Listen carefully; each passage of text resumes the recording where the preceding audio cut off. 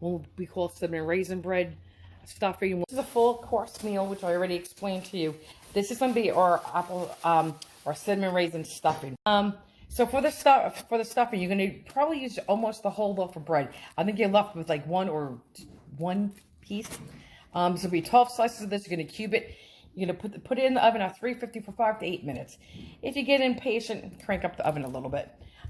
Normally, for the stuff, we're going to be using 1 large onion, 2 stalks of celery, a little bit of butter, salt, pepper, chicken stock, about 1.5 cups of chicken stock. I use low sodium because I like to control the salt. Usually I use 2 apples. Today, since they're small, I'm going to use 3. These are, I wanted Fuji or Honeycrisp, and I think these are Macintosh. I swapped out the apples. I do have Honeycrisp here. Why did I do that? Because there's 2 Honeycrisp. Because I think the Macintosh are too soft for this recipe. And they'll break down, and I don't want mush or applesauce. So I want them to have some texture. You could also use Granny Smith. Actually, I may do 1 Granny Smith and 1 Honeycrisp. Use, like I said, 12 slices of bread. You're left with the 2 ends. Okay, I'm going to give those to Ken because he likes the raisin bread. And then I'm just going to show you real quick how we cube that. You can take however big a stock you want. Okay.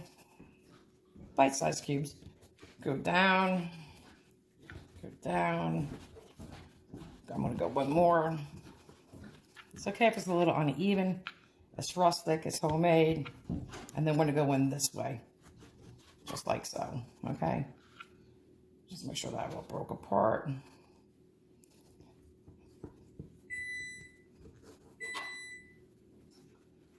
Don't know what that's for, but let me just show you. And then what you'll do is take it and just separate it and throw it on your cookie sheet. Okay, just like that. Okay, and you would want to use a serrated knife, something with a serrated edge at least. Okay, well, I'm going to hop to it and I'll be back. Guys, this is what it looks like when it's all cubed. It's in a single layer. I broke it apart. Except for that little piece right there, haha. But anyways, in a single layer, I'm going to stick this in an oven anywhere from 5 to 10, sometimes maybe 11, maybe, yeah, let's stop at 11 minutes. It really depends on your oven, but if you have to go up an extra minute, that's fine. But you definitely don't want to burn this. Burnt cinnamon tastes nasty. Yuck. So I'm going to put my timer on for 5 minutes, and in between that, probably about 4 minutes into it, I'm going to stir this. You gotta stir this at least 1 time.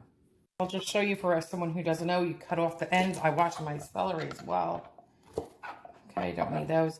And for me personally, what I do, I'll go down the middle. This is a small stalk, okay? And I want these in bigger pieces. If it was fatter, because some stalks are fat, you could make 3. And if you're making them really small and minced, you could do 4. But anyway, you just keep it together, hold it together. And it makes, now I want these, you could do up to a 1/2 inch piece. I like them a little bit smaller. You know what I'm saying?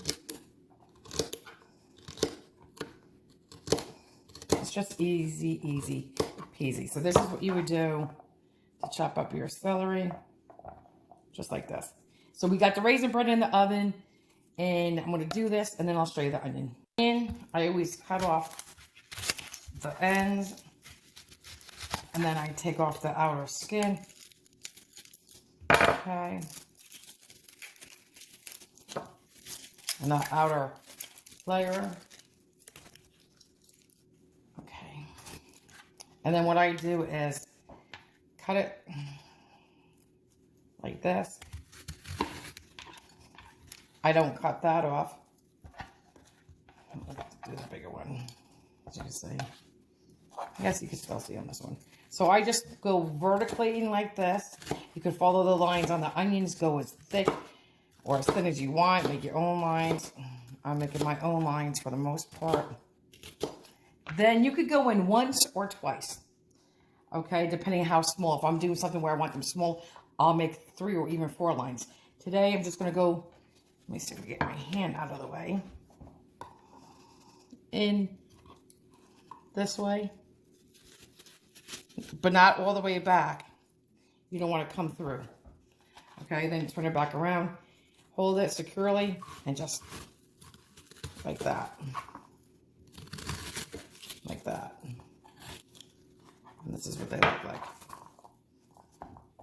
Oh, I hear a ton of bottle. I know, I heard. Thank you. So this is it. Like that. So I'm going to go finish the onions.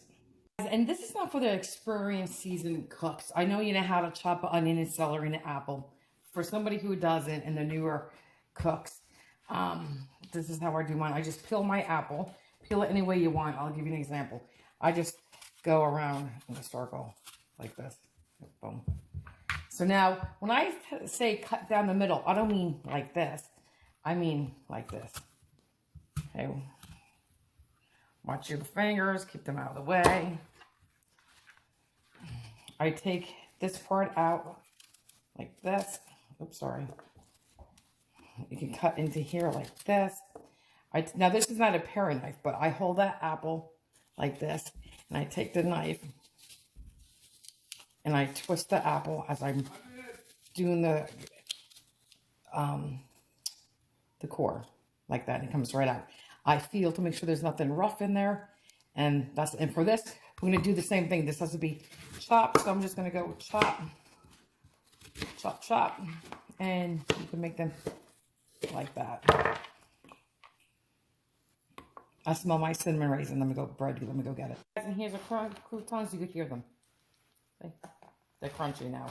I actually, after 5 minutes, I cranked my oven up to 375 and cooked them for another 6 minutes. So I went 11 minutes, and I'm on a different stove. So anyway, that's that. I just wanted to show you. Nice. Okay, guys. So right now we're gonna start melting down the butter. Once this is melted, this is 6 tablespoons. Once this is melted, you can add the onion and the celery together. I always start my celery off first, personally. Then I added the onion. I just give it a little bit of a jump start. Maybe like a 3-minute head start. So I like it a little softer. Here we go. And just so you know, I switched my mind. I decided to go with just 2 Honeycrisp. I was going to, do Granny Smith, but apples cook at different times, and I said, what the heck? Let me just stick with the Honeycrisp. So I'm going to season this with just a little bit of salt and pepper. Just a little bit of salt and pepper, because I do all my layers. So there'll be a little salt, just like that. And I do use salt and butter. The onion. Okay. Excuse me. That was the pepper. I don't know why I said onion. I'm looking at my onion. I was thinking of something. So I'm just going to do this for about, like I said, about 3 minutes. And then I'll add my onions. Okay, guys, and this is over like a medium-high heat. A little closer to medium. I'm adding the onion. I'm going to spread it out just a little bit. So I can just get a little salt and pepper on that. Just a little salt. A little pepper. And now I'm going to use 2 teaspoons of marjoram. Okay.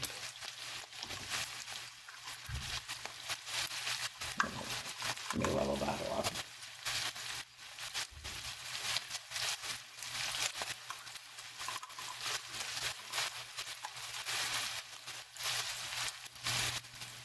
I'm going to stir that. I'm going to cook this down, and then we will add the apples. Let me just stir this for a minute. I'm going to probably cook this for about, I don't know, guys, 5 to 8 minutes. And just cook it all down. And then we'll add our apples. And I'm going to actually, at this point, actually, I'm lying. Let me cook this down, and then I'm going to add, you don't have to add this. I just happen to have it on hand. A little apple brandy. A splash.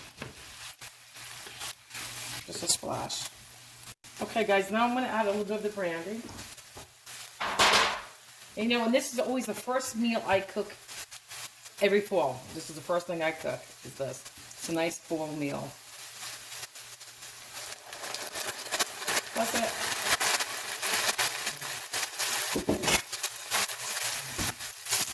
Okay, I'm going to cook this for about 60 seconds, burn off some of the alcohol, and then I'm going to throw my apples in. Okay, guys, now I'm going to add the apples.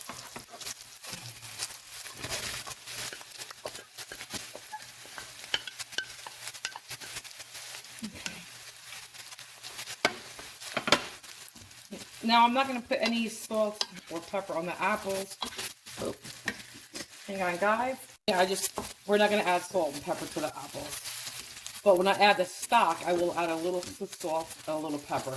And if you don't add salt and pepper to your layers, then you add at least a half a teaspoon of salt to your broth mixture. You add your stock in here, make sure you add a half a teaspoon of salt if you don't add salt in your layers.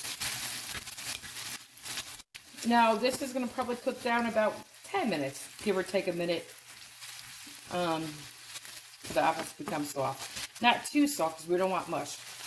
This just makes a really nice alternative to a nice Thanksgiving stuffing. Well, you know what? Listen, not everyone just sits down and waits for Thanksgiving to make stuffing, you know? You could make chicken and turkey breasts all fall along. And you may want a different stuffing. This is really good cinnamon raisin stuffing. Something different. I think the apples are just about done. Let's test them. There's still a little bit of a give. This one is like a little softer. Okay, you want them to have a little, not snap, not crunch, but a little give. Like when you make potato salad or spaghetti. Okay, I think another minute.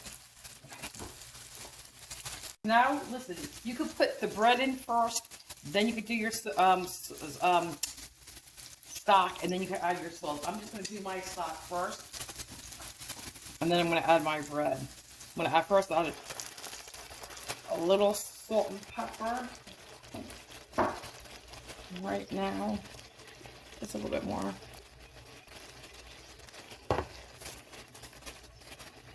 Sometimes I salt my bread. Let me grab the bread. Okay, and that was a cup and a half of stock. A cup and a half of stock.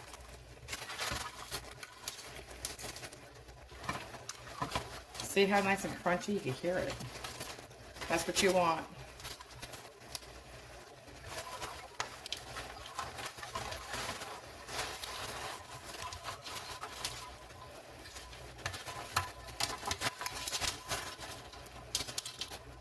Okay, I'm going to leave the crumbs behind like that. I don't need to throw that in there.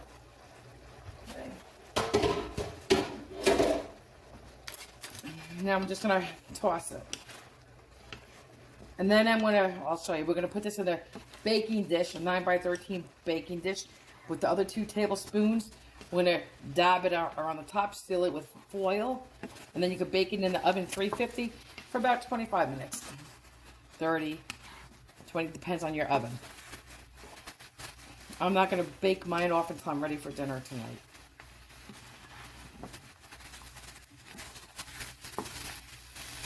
And guys, truly, this smells amazing. Amazing, amazing. Truly amazing. And the bread doesn't get soggy. You know, kind of holds its shape pretty nicely too.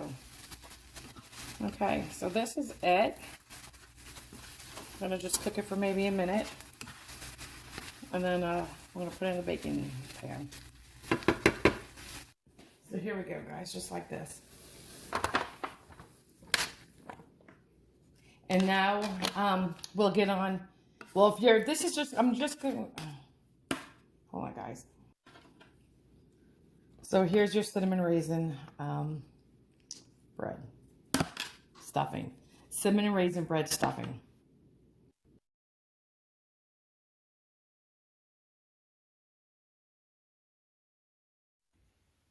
Hey everybody, I was just enjoying my meal here, but I wanted to taste the cinnamon raisin bread stuffing that Lisa made.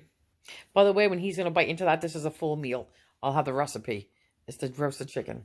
These are cubes of cinnamon raisin bread and cubed apples. Savory dish, but it has cinnamon and the raisins for a little sweetness, and the apples, but the dish itself is nice flavor, but it's delicious.